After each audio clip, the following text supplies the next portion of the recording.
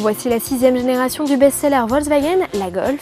Pas de révolution puisque ce nouvel opus reprend 40% des éléments de la numéro 5. Extérieurement, le style a été actualisé mais on reste toujours dans le même esprit. Le gabarit est lui identique puisque Volkswagen a utilisé les mêmes châssis.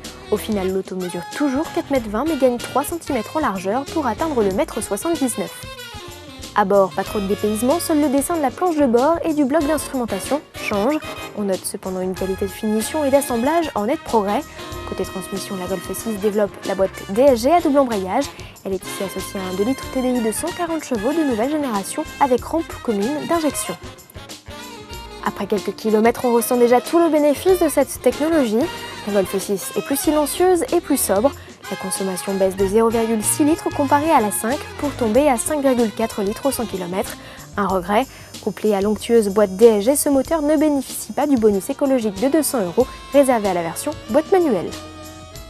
À l'arrière, autre déception, bien que le gabarit de la Golf 6 soit similaire à la précédente génération, les côtes intérieures ont plutôt tendance à régresser qu'à se stabiliser.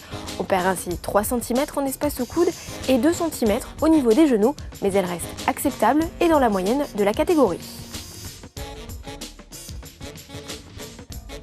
Côté coffre, pas de changement, le volume reste correct, mais même grief que sur la Golf 5, aucune possibilité de former un plancher plat, puisque seul le dossier des banquettes bascule.